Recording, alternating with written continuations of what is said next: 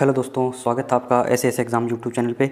दोस्तों, जैसे कि अपने क्लर्क और एमटीएस जो ग्रेजुएट हैं उनके ऑडिटर के अंदर प्रमोशन के लिए जो अभी वैकेंसी आई है, डिपार्टमेंटल प्रमोशन एग्ज़ाम है, उसकी चर्चा कर रहे थे। तो दोस्तों उसी कड़ी के अंदर मैंने 2014 का जो पेपर था दोस्तों, उसके जो 35 क्वेश्चन जो थे एमसीक्यू टाइप के, वो मैंने आपको कंप्लीट करवा दिए थे।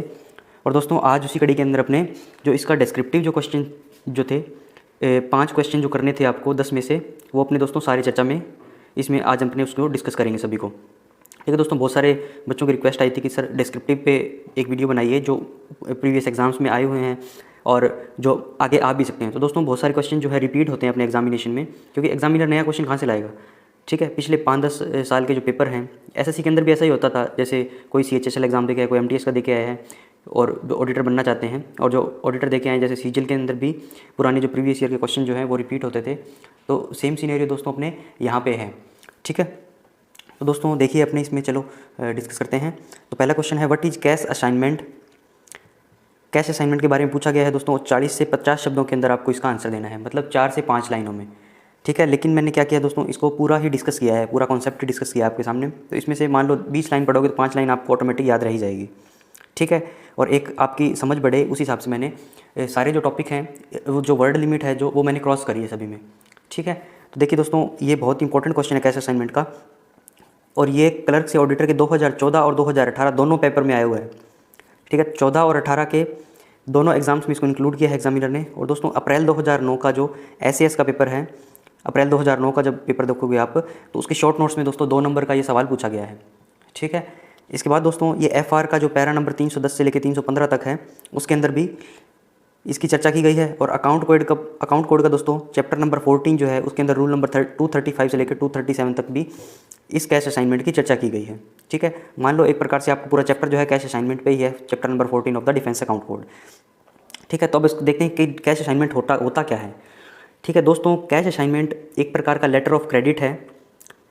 ठीक है, और इस लेटर ऑफ क्रेडिट के जरिए, अपने कैश असाइनमेंट के जरिए दोस्तों कोई पर्टिकुलर बैंक या ट्रेजरी से पैसा निकाल सकते हैं अपने।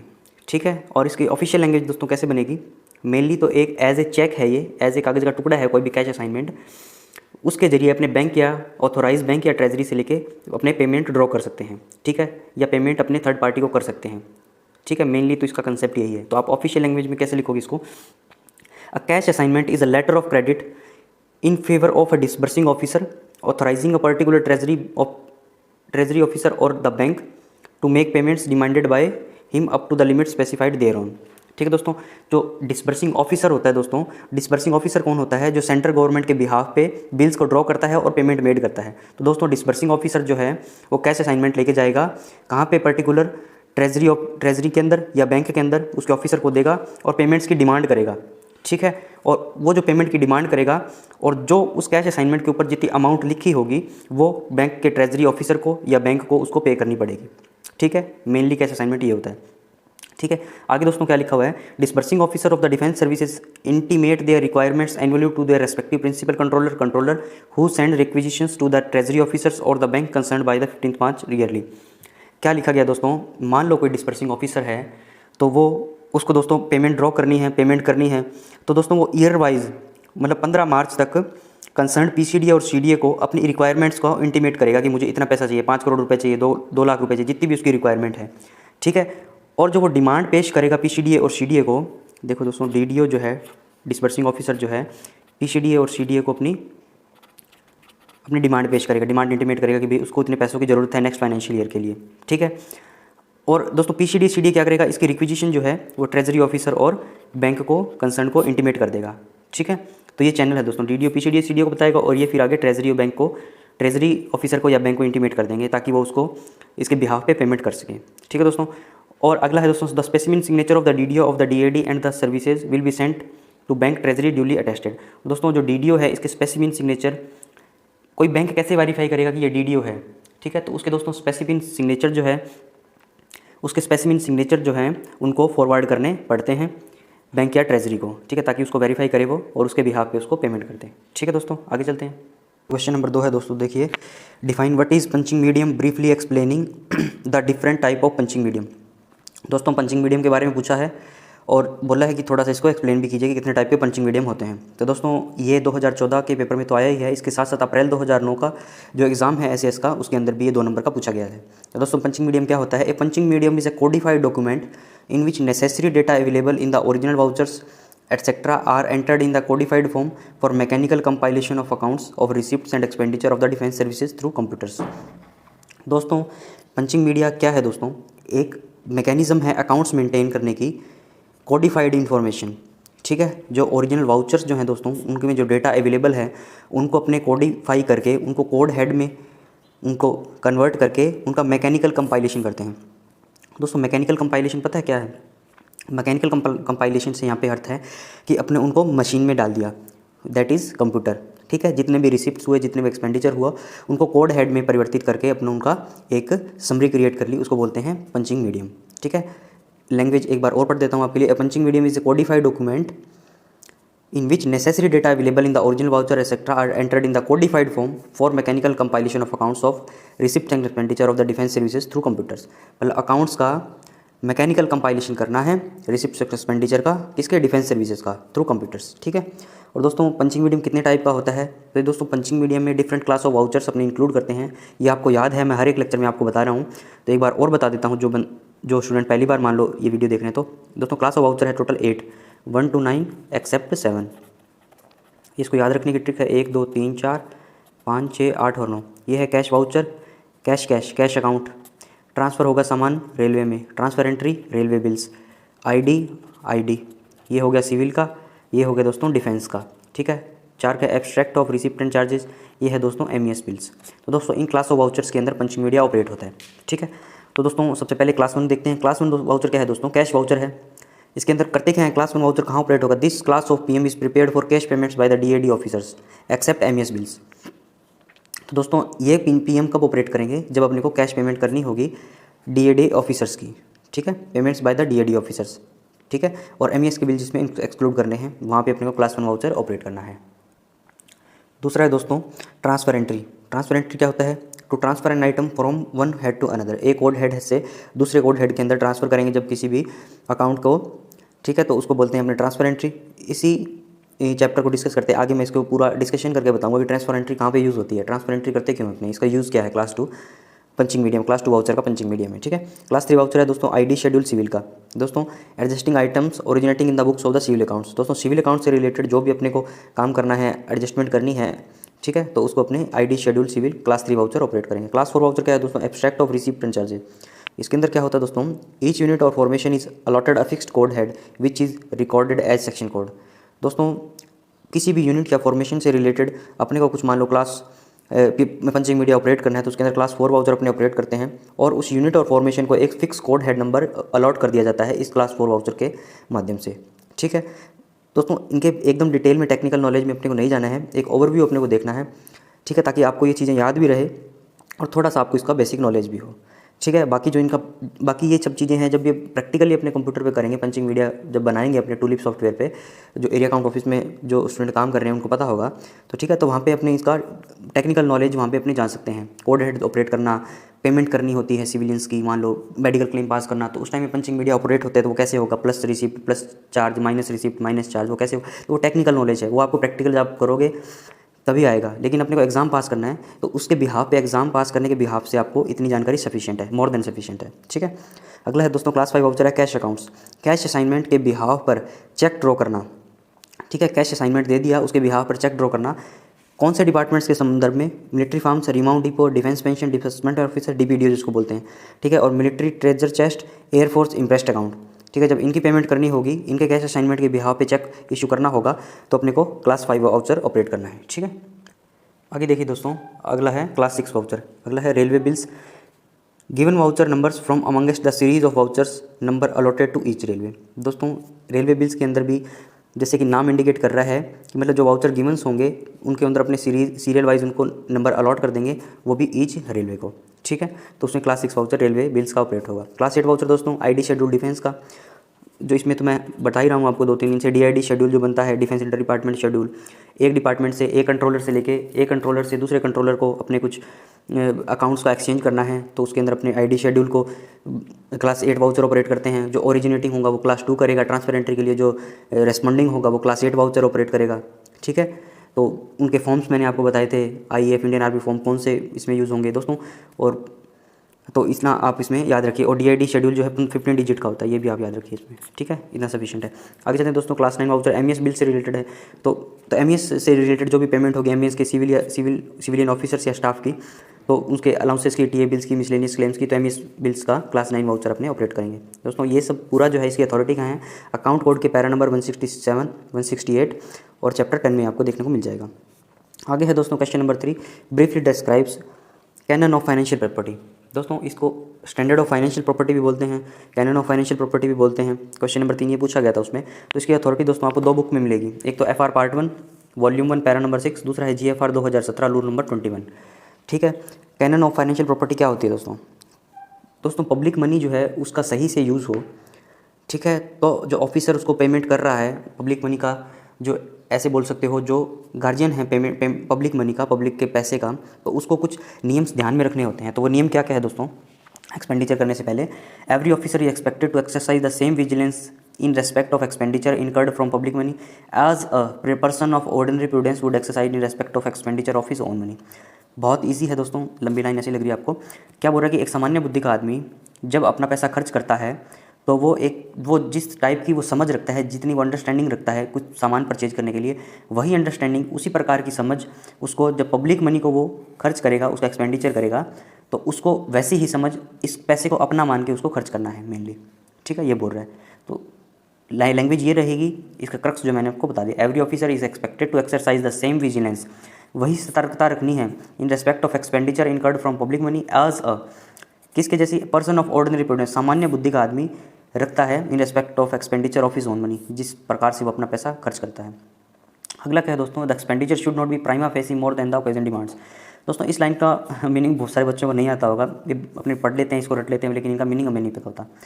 दोस्तों इस लाइन का मीनिंग क्या है? इसका ये मीनिंग है कि कोई भी सामान हम लेने जाते हैं तो उसको प्राइमा फेसी, मतलब इसका हिंदी में बोलते हैं प्रथम दृष्टया, कोई भी मैं पब्लिक मनी का एक्सपेंडिचर करूँगा या मैं खुद के पैसे का भी एक्सपेंडिचर कर रहा हूँ, मान लो मुझे कुछ सामान परचेज करना है, जैसे फॉर एग्जांपल मुझे टीवी परचेज करना है। ठीक है, तो मैं दुकान पे गया, मैंने टीवी देखा। ठीक है, तो उसने 20,000 रुपये मांगे।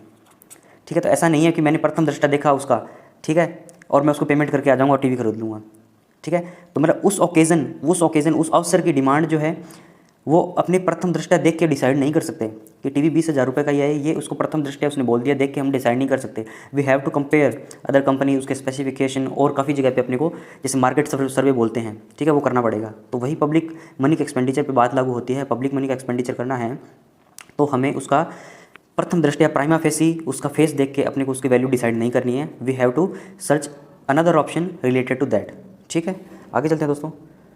अगला क्या है? No authority should exercise its powers of sanctioning expenditure to pass an order which will be directly or indirectly to its own advantage. मतलब अपने फ़ायदे के लिए कोई भी अपने को ऐसी ग्रांट्स, कोई भी एक्सपेंडिचर सैंक्शन नहीं करना है जिससे अपने को पर्सनल प्रॉफिट हो रहा हो। ठीक है, पब्लिक इंटरेस्ट में सब चीज़ें होनी चाहिए। जो भी पैसा आपने खर्च करेंगे, जो एक्सपेंडिचर होगा, वो सब पब्लिक इंटरेस्ट में होना चाहिए। ठीक है, आगे चलते हैं दोस्तों। नेक्स्ट भी सेम है, देखिए दोस्तों, expenditure from public money should not be incurred for the benefit of a particular person और अ सेक्शन ऑफ पीपल। मतलब कोई पर्टिकुलर पर्सन या सेक्शन के पीपल को फायदा नहीं होना चाहिए पब्लिक मनी का। ठीक है, सिंपल है। Government aspects that the authority concern will have the public interest upper most in its mind while making a procurement decision. ये क्या बोल रहा है दोस्तों? गवर्नमेंट जो है एक्सपेक्ट करती है एक गवर्नमेंट सर्वेंट से, गवर्नमेंट ऑफिसर से, कि वो जो भी डिसीजन ले वो पब्लिक इंटरेस्ट में होना चाहिए, पब्लिक इंटरेस्ट को अपर मोस्ट रखना है उसको अपने आप में। ठीक है, फिर वो कोई भी प्रोक्योरमेंट करे या कोई एक्सपेंडिचर करे पब्लिक मनी का, तो उसको वो ध्यान में रखें। ठीक है, तो ये है दोस्तों canon of financial property, standard of financial property, authority I have already told you. ठीक है, तो क्वेश्चन नंबर 4 है दोस्तों, give 3 examples of major and minor penalty each. दोस्तों माइनर और मेजर पेनल्टी के 3 उदाहरण पूछे गए हैं, तो बहुत ईजी है। माइनर पेनल्टी में क्या है दोस्तों? Censure, with holding of promotions और रिकवरी फ्रॉम पे। या तो सेंश्योर दे दे उसको, वो माइनर पेनल्टी है, उसका प्रमोशन रोक दे, विद होल्ड कर दे, या उसकी पे फाइन लगा दे, उस पर पैसे काट लिए उसकी तनख्वाह से, तो उसको माइनर पेनल्टी बोलते हैं। मेजर पेनल्टी क्या है दोस्तों? कंपलसरी रिटायरमेंट दे दिया, कोई 55 साल का इंसान है, उसको मेजर पेनल्टी लग गई। ठीक है, गवर्नमेंट आज की तारीख में 60 साल उसको सर्विस दे रही है, सर्विस करनी होती है, तो उसको कंपल्सरी रिटायरमेंट दे दिया, मेजर पेनल्टी है रिमूवल फ्रॉम सर्विस, सर्विस से रिमूव कर दिया या डिसमिस कर दिया सर्विस से। ठीक है, तो आपको ये याद रखना है, इम्पैक्ट टू पैक याद रखना है इसको। ठीक है, ये नहीं देखना आपको सेंश्योर क्या होती है, इसी से रूल पढ़ेंगे जब देखेंगे अपने, लेकिन अभी तक आपको क्या याद रखना है, censure, with holding of promotion, recovery from पे, मेजर पेनल्टी में compulsory retirement, removal from service, dismissal from service. From service same है, देखो यहाँ पे एक बार रिमूवल लगा दिया, एक बार डिसमिस कर दिया, एक बार रिमूव कर दिया, एक बार डिसमिस कर दिया, एक बार रिटायरमेंट दे दिया कंपल्सरी। ठीक है, आगे चलते हैं दोस्तों, अगला क्वेश्चन भी काफ़ी इंपॉर्टेंट है। क्वेश्चन नंबर 5 है, right short notes on centrally and locally controlled है। CCH और LCH के बारे में इसमें पूछा गया है, इसके ऊपर शॉर्ट नोट लिखने हैं अपने को। पहला दोस्तों अपने CCH के बारे में चर्चा करेंगे, सेंट्रली कंट्रोल्ड हेड क्या होते हैं। दोस्तों जैसे कि नाम इंडिकेट कर रहा है कि जिसको सेंटर कंट्रोल करे, सेंटर का मतलब है जो गवर्नमेंट ऑफ इंडिया कंट्रोल करे। ठीक है, या एक बड़ी से बड़ी टॉप लेवल संस्था जिसको कंट्रोल करे, ऐसे हेड जो हैं। ठीक है, तो देखते हैं क्या है, एक्सपेंडिचर ऑफ पे and allowances of regular personal of the armed forces. दोस्तों पे एंड अलाउंसेज जो है किसके, रेगुलर पर्सनल के ऑफ द आर्मड फोर्सेज। ठीक है, represents obligatory charges dependent upon the strength and composition of the defence services maintained for the defence of the country. क्या बोल रहे हैं दोस्तों, जो पे एंड अलाउंसेस है दोस्तों रेगुलर पर्सनल के आर्मड फोर्सेस के, वो एक ऑब्लिगेटरी चार्ज है, मतलब आपको पे एंड अलाउंसेस देने ही देने हैं उनको, आर्म फोर्सेस को। ठीक है, टाइमली उनको देने हैं। ठीक है, तो वो किस पे डिपेंड करता है, उनकी स्ट्रेंथ और कंपोजिशन पे, कितने लोग हैं। मान लो आज आर्मी में, आर्म फोर्सेस में, आर्मी की बात करूँ तो मैं मान लो 12 लाख जवान हैं। ठीक है, तो उनकी सैलरी देनी ही देनी है उनको, पे एंड अलाउंसेस उनको देने ही हैं। ठीक है, तो वो एक ऑब्लिगेटरी नेचर के चार्जेस हैं। ठीक है, तो ठीक है, तो और वो क्या करते हैं दोस्तों, डिफेंस सर्विसेज के हैं और वो defence of the country maintain करते हैं, तो उनके ये डिले नहीं होना चाहिए ये चार्जेस। ठीक है, तो इनका कंट्रोल जो है दोस्तों सेंटर रखता है अपने पास, इसलिए उसको सेंट्रली कंट्रोल हेड कहते हैं। ठीक है, इसके बारे में और आपको बता रहा हूँ। और दोस्तों MOD जो है, मिनिस्ट्री ऑफ डिफेंस और गवर्नमेंट ऑफ इंडिया डिसाइड करती है इनकी स्ट्रेंथ और कंपोजिशन के बारे में, डिफेंस सर्विसेज के। ठीक है, तो इन दोनों की रिस्पॉन्सिबिलिटी बनेगी, MOD की, गवर्नमेंट ऑफ इंडिया की responsibility for ensuring proper control over expenditure wasted with authorities of the armed forces headquarter. ठीक है, तो आर्म्ड फोर्सेज के हेडक्वार्टर जो ऑफिस हैं उनको ये रिस्पॉन्सिबिलिटी दी गई है कि वो इंश्योर करे कि वो इसके जो एक्सपेंडिचर पे प्रॉपर कंट्रोल रखे। ठीक है, तो इसको बोलते हैं सेंट्रली कंट्रोल्ड हेड। ठीक है, इस केस में आर्म फोर्सेज हेडक्वार्टर को ये पावर दी गई है, मिनिस्ट्री ऑफ डिफेंस और गवर्नमेंट ऑफ इंडिया। ठीक है, ये इनके पैरेलल में काम करते हैं। ठीक है, सब ऑर्डिनेट अथॉरिटीज़ को पावर नहीं दी गई है कि आप इसमें कुछ चेंज कर सकते हो। ये मेनली दोस्तों मेजर हेड पे काम करता है। ठीक है, बताया जैसे कि मेजर हेड में कोई चेंज करना है तो गवर्नमेंट ऑफ इंडिया करती है। ठीक है, ये तो उसी से रिलेटेड ये कॉन्सेप्ट है। अगला दोस्तों, the accounting heads under which the expenditure of this nature is compilable are called CCH, centrally controlled head. ठीक है, तो इनके अंदर जो भी ट्रांजैक्शन होगी वो सेंट्रली कंट्रोल्ड हेड के अंदर होगी। ठीक है, लोकली कंट्रोल्ड हेड के अंदर दोस्तों कुछ नियम बताए गए हैं कि अगर पिछला क्या था, आर्म फोर्सेस के पे एंड अलाउंसेस। ठीक है, उनके अलावा जितने भी बचे हैं वो सारे लोकली कंट्रोल्ड हेड के अंदर आएंगे, उनके बारे में ये दिया हुआ है। Payments to industrial establishment employed in store depot, payment करनी है इंडस्ट्रियल एस्टेब्लिशमेंट एम्प्लॉयड की स्टोर डिपो में है या फैक्ट्री में है। ट्रांसपोर्टेशन चार्जेस, दोस्तों ट्रांसपोर्टेशन चार्जेस है उसकी अगर अपने को पेमेंट करनी है तो वो लोकली कंट्रोल्ड हेड के अंदर आएगा। मिसलेनियस एक्सपेंस है, पेमेंट फॉर स्टोर है। ठीक है, वर्क्स का कोई एक्सपेंडिचर, कोई कंस्ट्रक्शन वर्क है। ठीक है, या कोई पेंशन का काम है। ठीक है, उनके पे एंड अलाउंसेस को छोड़ के बाकी जितने भी है लोकली कंट्रोल हेड के अंदर आएंगे। इन कैटेगरीज ऑफ एक्सपेंडिचर पर कंट्रोल गवर्नमेंट ऑफ इंडिया के जो नीचे एडमिनिस्ट्रेटिव एग्जीक्यूटिव अथॉरिटीज़ है उनका है।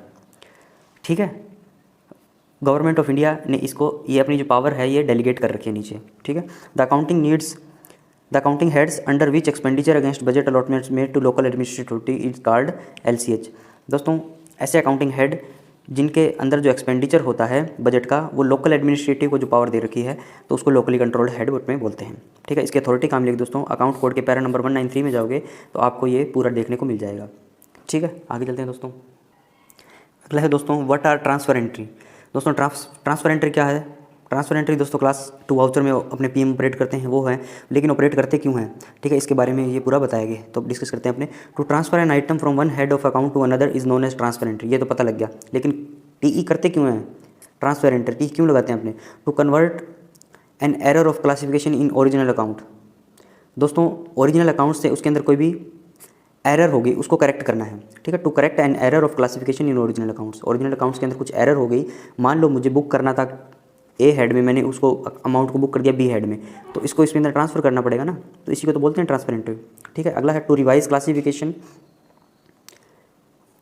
Classification which provisionally made as a matter of convenience in the first instance. दोस्तों कई बार क्या होता है, मान लो यहाँ से पेमेंट आई, यहाँ से पेमेंट आई, यहाँ से पेमेंट आई, यहाँ से पेमेंट आई, और अपने को उनको अलग अलग कोड हेड्स में बुक करना है। ठीक है, तो मैं दोस्तों उनको अलग अलग कोड हेड पे बुक ना करके एक बार फर्स्ट इंस्टेंस में किसी एक पर्टिकुलर कोड हेड में मैंने उसको बुक कर दिया। ठीक है, इसके बाद मैं उनको ट्रांसफर एंट्री करके उसके पर्टिकुलर कोड हेड में अलग अलग बुक कर दूंगा। तो यही है to revise classification which provisionally made as a matter of convenience, मतलब अपने कन्वीनियंस के हिसाब से, अपने कन्वीनियंट के लिए मैंने उनको एक जगह बुक कर दिया, उसके बाद मैं उनको कंसर्न उनके कोड हेड्स में उनको बुक कर दूंगा। ठीक है, ट्रांसफर एंट्री के द्वारा। To adjust by debit or credit to its proper head and item outstanding under डेब्ट हेड। मान लो दोस्तों कोई डेब्ट हेड है, उसके अंदर कोई भी आउटस्टैंडिंग बैलेंस पड़ा है अपने पास। ठीक है, तो उसको या तो डेबिट कर देंगे या क्रेडिट कर देंगे। ठीक है, तो इस प्रकार के ट्रांजेक्शन को दोस्तों अपने ट्रांसफर एंट्री के थ्रू करते हैं। अगला है दोस्तों to adjust inter departmental and other transactions जिनमें कैश का रिसिप्ट या पेमेंट इन्वॉल्व नहीं है। दोस्तों कुछ ऐसे ट्रांजेक्शन जो होते हैं इंटर डिपार्टमेंटली, ठीक है, जहाँ पे अपने को पेमेंट नहीं करनी होती है। ठीक है, कैश की पेमेंट या रिसिप्ट नहीं है। ठीक है, उस प्रकार के इंटर डिपार्टमेंटल ट्रांसफर जैसे DID शेड्यूल बनता है। ठीक है, ये सेम कॉन्सेप्ट है, सब जुड़े हुए हैं दोस्तों। DID शेड्यूल है, क्लास 2 वाउचर है, ट्रांसफर एंट्री है, डिफेंस एक्सचेंज अकाउंट है। ठीक है, these are all connected with each other. ठीक है, तो क्या है to adjust inter departmental and other transaction. Inter department transfer करेंगे तो जैसे आपको बताया है कि जो ओरिजिनेटिंग है दोस्तों, जो ट्रांसफर करना चाहता है वो क्लास 2 वाउचर ऑपरेट करेगा। ठीक है, ट्रांसफर एंट्री, और जो रिस्पॉन्डिंग है वो क्लास 8 वाउचर ऑपरेट करेगा। ठीक है, समझ में आया आपको। और क्लास 8 वाउचर कौन सा है? ID वाला, DID शेड्यूल जो बनता है। ठीक है, तो ट्रांसफर एंट्री, DID शेड्यूल, ये these are interconnected with each other. और क्लास 2 वाउचर का PM ऑपरेट करते हैं ट्रांसफर एंट्री में। और इसकी अथॉरिटी दोस्तों कहाँ मिलेगी आपको? पैरा नंबर 69 जाओगे अकाउंट कोड के अंदर, तो इसको आपको पूरा डिस्क्रिप्शन देखने को मिल जाएगा। अगला देखिए दोस्तों, क्वेश्चन नंबर 7 है, what is an MRO and how it is adjusted in account section. ठीक है, इजी है, बताता रहता हूँ आपको। MRO क्या है? MRO मिलिट्री रिसीवेबल ऑर्डर है। किसके लिए यूज़ करते हैं? Use for the credit of money in government account. दोस्तों सेंट्रल गवर्नमेंट के अकाउंट में अगर किसी इंडिविजुअल को या किसी फर्म को पैसा जमा करवाना है तो MRO के थ्रू जमा करवाएंगे। ठीक है, वैलिडिटी कितनी होती है दोस्तों? 21 days from the signing off the competent authority. 21 दिन के अंदर अंदर उसको बैंक के अंदर उसको जमा करवाना है, जब वो इशू कॉम्पिटेंट अथॉरिटी उसको इशू कर देती है। ठीक है, आगे देखिए दोस्तों, 3 कॉपी में बनता है OMRO, DMRO, TMRO। Original MRO, duplicate MRO, triplicate MRO। Triplicate का MRO दोस्तों ऑफिस कॉपी रहती है for the depositors. OMRO, DMRO दोस्तों क्या होता है? ये दोस्तों लेके तीनों बैंक में जाते हैं। आप यहाँ बैंक नहीं लिखा तो इसका मतलब ये नहीं समझना आपको कि ये बैंक में नहीं लेके गया। तीनों कॉपी बैंक में जाती है। तीसरी कॉपी जो है दोस्तों वो एज ए ऑफिस कॉपी रखता है। ये दो कॉपियों को क्या होता है दोस्तों? बैंक के पास लेके गया, बैंक ने डिपॉजिटर को वापस कर दिया ड्यूली वेरीफाई करके, ड्यूली वेरीफाइड करके इसको डिपॉजिटर को वापस कर दिया। और डिपॉजिटर दोस्तों क्या करता है? कंसर्न सेक्शन को भेज देगा, कोई भी CDA PCDA के कंसर्न सेक्शन को, जिसने MRO इसको रिकमेंड किया था या इसको उस सेक्शन के अगेंस्ट किसी भी मद पे उसको और MRO उसको सबमिट करना था, तो वहाँ पे सेंड कर देगा। फिर ये सेक्शन जो है दोस्तों अकाउंट सेक्शन को सेंड कर देगा। और DMR दोस्तों डायरेक्ट जो है बैंक अकाउंट सेक्शन को सेंड करता है। यहाँ पे दोस्तों लिंकिंग होगी, इनकी स्क्रूटनी होगी, इसमें देखा जाएगा कि भाई जितनी प्रॉपर अमाउंट है वही तो सेम है या नहीं है। ठीक है, कहीं जो डुप्लीकेट MRO भेजा है उसमें अमाउंट कम है, बैंक ने भेजा है उसमें ज़्यादा है, ये डिस्क्रिपेंसी ना हो तो अकाउंट सेक्शन के अंदर वहाँ पे इसको लिंकिंग और इसकी स्क्रूटनी की जाएगी। आगे क्या है दोस्तों? Credit scrolls from FPB focal point branch to account section along with MRO। ये क्या है दोस्तों?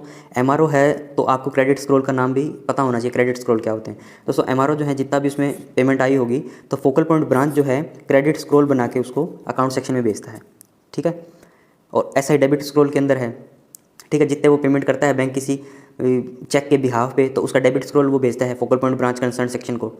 ठीक है, और FBB का नाम आए तो आप इसकी जो डेट है ये कब इफेक्ट में आई है ये बताओगे आप। ठीक है, ये कमेंट सेक्शन में आप बताओ मेरे को। कल मैंने बताया इसको वीडियो को, कल इसके बारे में मैंने बताया, वीडियो देख लीजिए आप, नहीं तो para number 115 of account code में जाइए, वहाँ पे इसकी जानकारी मिलेगी। और कमेंट में सभी जितने भी लोग ये वीडियो देखें, जितने भी स्टूडेंट वीडियो देखें, कमेंट में इसको जरूर लिखें। कब इसका एक हिंट दे देता हूँ मैं, गांधी जी के जन्मदिन से रिलेटेड है इसकी ट्रिक। ठीक है, आगे चलते हैं दोस्तों। डुप्लीकेट कॉपी जो है MRO की अकाउंट सेक्शन में जाती है। इसका दोस्तों क्वेश्चन का जो सेकंड पार्ट था वो मैं अब बता रहा हूँ। मेन ये अपने को लिखना था सेकंड पार्ट में, अकाउंट सेक्शन में कैसे एडजस्ट होता है। ठीक है, तो डुप्लीकेट कॉपी जो MRO की है अकाउंट सेक्शन में दी है बैंक ने, उसके अंदर दोस्तों अकाउंट सेक्शन क्या करेगा? डेबिट हेड करेगा। कौन सा? किसका डेबिट हेड? किसका हेड डेबिट करेगा? Reserve bank deposit defence. ठीक है, याद कर लो इसको, ज़्यादा टेक्निकल टर्म में मत जाना कि भी डेबिट हेड क्या होता है, कैसे क्रेडिट करेगा। ठीक है, ये प्रैक्टिकल वर्क है, जब आप करोगे अकाउंट सेक्शन में जाके तभी आपको बताएंगे। एक बार के लिए याद कर लो, डेबिट करेगा किसका head? Reserve bank deposit defence. ठीक है, और क्रेडिट करेगा, credit the suspense head, remittance into bank. और दोस्तों ट्रेजरीज को माइनस चार्ज करेगा। ठीक है, एक बार फिर देखिए, डेबिट हेड करेगा रिजर्व बैंक डिपॉजिट डिफेंस को, क्रेडिट करेगा सस्पेंस हेड को, रेमिटेंस इनटू बैंक, और ट्रेजरी को करेगा माइनस चार्ज। ठीक है, अथॉरिटी का है दोस्तों para number 115 of account code. ठीक है, आगे चलते हैं। आगे देखिए दोस्तों, distinguish between capital and revenue expenditure. दोस्तों कैपिटल एक्सपेंडिचर क्या होता है, रेवेन्यू एक्सपेंडिचर क्या होता है, इसके बीच में अपने को अंतर बताना है।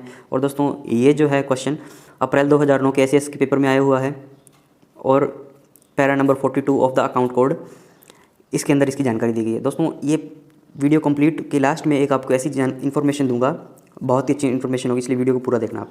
तो क्या दोस्तों, कैपिटल और रेवेन्यू एक्सपेंडिचर क्या होते हैं। ठीक है, अप्रैल 2009 में आए हुए हैं, और ये अपने 2014 का पेपर कर रहे हैं, इसमें भी आए हुए हैं, और अथॉरिटी है इसकी para number 42 of account code. पहले देखते हैं दोस्तों कैपिटल एक्सपेंडिचर, फिर देखेंगे अपने revenue expenditure. Expenditure incurred on the object acquiring tangible assets of a permanent nature. Tangible assets क्या होते हैं दोस्तों, जिसको स्पर्श कर सकते हैं अपने। सबसे बेस्ट एग्जांपल है दोस्तों ब्रिज का, ओवर ब्रिज। ठीक है, ओवर ब्रिज जो बनेगा दोस्तों, उस पर कैपिटल एक्सपेंडिचर होगा। Expenditure incurred on the object acquiring tangible assets of permanent nature. Tangible asset है, स्पर्श कर सकते हैं, परमानेंट नेचर का, ऐसा तो नहीं टूट जाएगा 2 दिन में। ठीक है, दूसरा क्या है दोस्तों, इसकी लाइफ जो है 7 साल से ज़्यादा है, और उस पर 10 लाख रुपए से तो ज़्यादा ही खर्च हुए होंगे, एक ये पॉइंट भी कंसीडर करते हैं इसमें। ठीक है, अगला है दोस्तों capital expenditure is generally met from receipts of the capital nature. दोस्तों जो कैपिटल एक्सपेंडिचर है वो कैपिटल रिसिप्ट से ही किया जाएगा। ठीक है, जनरली। ठीक है, एक दोस्तों इस पॉइंट कौन सा, enhancing the utility of A existing asset. दोस्तों मान लो कोई भी यूटिलिटी पहले से बनी हुई थी। ठीक है, मान लो बस स्टैंड था। ठीक है, वहाँ पे उसको एसी बना दिया उसको। ठीक है, मान लो उसका यूज़ अपग्रेड कर दिया। ठीक है, तो उसका जो एक्सपेंडिचर है वो भी कैपिटल एक्सपेंडिचर से होगा। ठीक है, ना कि रेवेन्यू एक्सपेंडिचर से। समझ में आया आपको। तो आगे देखते हैं दोस्तों अपने revenue expenditure. Charges on maintenance, repair, upkeep and working expense which are required to maintain the asset of a running order. दोस्तों चार्जेस किस पे, एक्सपेंडिचर किस पे, मेंटेनेंस पे, रिपेयरिंग पे, अपकीप पे, and working expense which are required to maintain the asset of a running order. मान लो ब्रिज बनाया दोस्तों, ये कहीं से टूट गया छोटा सा, या इसका पेंट उतर गया, मान लो पेंट किया हुआ था। ठीक है, कोई इसके अंदर थोड़ी बहुत खराबी आ गई, तो दोस्तों वो जो होगा, इसके मेंटेनेंस का काम होगा, इसके रिपेयर का काम होगा, अपकीप का काम होगा, वो दोस्तों अपने रेवेन्यू एक्सपेंडिचर इसमें काउंट किया जाएगा। That is called the revenue expenditure, not the capital expenditure. ठीक है, और दोस्तों all other expenses incurred for the day to day running of the organisation. दोस्तों किसी भी ऑर्गेनाइजेशन में मान लो आप किसी ऑफिस में काम कर रहे हैं, तो उसके डे टू डे के जो एक्सपेंसेस हैं, ठीक है, स्टेशनरी का काम है, ठीक है, और जो भी डे टू डे आपके ऑफिस के खर्चे हैं, तो उसको आप इसमें रेवेन्यू एक्सपेंडिचर में खर्च करेंगे। दोस्तों एडमिनिस्ट्रेटिव एक्सपेंसेस, कोई भी ऑफिस है वहाँ पे उसको एडमिनिस्ट्रेटिव, मान लो उसको चलाना है पूरे ऑफिस को, तो उसके खर्चे जो होंगे उसको रेवेन्यू एक्सपेंडिचर बोलेंगे। Revenue expenditure generally met from the revenue receipt. ठीक है, तो मान लो जो रेवेन्यू की रिसिप्ट होगी उसको अपने जनरली रेवेन्यू एक्सपेंडिचर उसी से ही करेंगे।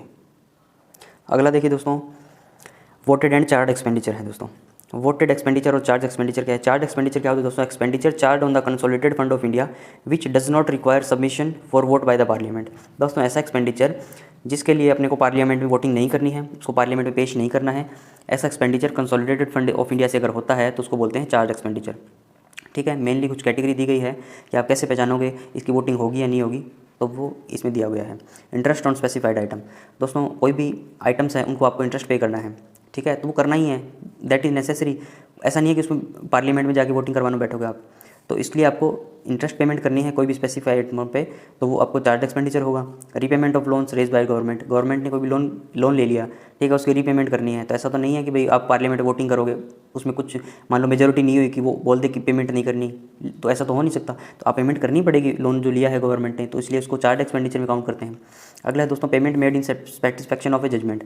दोस्तों कोई भी कोर्ट ने कोई जज ने किसी के फेवर में ये फैसला सुना दिया कि भाई फलाने आदमी को या औरत को या किसी ऑर्गेनाइजेशन को इतना पेमेंट पे करना है, किसी पे फाइन लगा दिया, ठीक है, तो उसकी भी दोस्तों पार्लियामेंट में वोटिंग नहीं होगी। ठीक है, तो वो जो पेमेंट होगी सेटिस्फैक्शन ऑफ ए जजमेंट, वो भी चार्ज एक्सपेंडिचर में आओगी। ठीक है, अगला क्या है दोस्तों लास्ट, डिग्री ऑफ कोर्ट और awards by the arbitral tribunal. दोस्तों कोई भी डिग्री यानी क्या होता है, निर्णय, कोर्ट का निर्णय है या कोई आर्बिट्रल ट्रिब्यूनल है, वो कोई अवार्ड पेश कर रही है, किसी को दे रही है, तो उसकी वोटिंग पार्लियामेंट में नहीं होगी, उसको सबको अपने चार्ज एक्सपेंडिचर में काउंट करेंगे। अगला है दोस्तों voted expenditure. Voting of parliament is required for doing the voting expenditure. जैसे कि नाम से ही पता चला पार्लियामेंट में वोटिंग होगी। दोस्तों वोटिंग एक्सपेंडिचर सारे वही है जो बजट है बजट आपने लाए, ठीक है, उसके बाद उसका अप्रोप्रिएशन बिल बनेगा, अप्रोप्रिएशन एक्ट बनेगा, पार्लियामेंट में बहस होगी, ठीक है, तो वो सारे एक्सपेंडिचर दोस्तों वोटेड एक्सपेंडिचर बोलते हैं। ठीक है, अगला क्या बोल रहा है, all other expenditure met out of consolidated fund of India except of above mentioned treated as the voted expenditure. ठीक है, इसको क्या बोलते हैं दोस्तों, वोटेड एक्सपेंडिचर बोलते हैं, इन सब को छोड़ के जितने भी एक्सपेंडिचर बचे हैं। ठीक है दोस्तों, तो आज का वीडियो यहीं पे रैप अप करते हैं, काफ़ी लंबा वीडियो हो गया। और दोस्तों मैंने आज 2014 के जो डिस्क्रिप्टिव क्वेश्चन हैं उनको मैंने इंपॉर्टेंट जो थे सबको मैंने डिस्कस कर लिया है। नेक्स्ट वीडियो में दोस्तों मैं आपको कुछ और जानकारी के साथ आऊँगा, जानकारी लेकर। आज के लिए वीडियो इतना ही। तो चैनल को लाइक करें, शेयर करें और सब्सक्राइब करें। और दोस्तों कमेंट जरूर करें जो भी आपको प्रॉब्लम हो या कुछ भी समझ में नहीं आ रहा हो या नेक्स्ट जिस टॉपिक पर वीडियो बनानी है। ठीक है, थैंक यू, बाय बाय।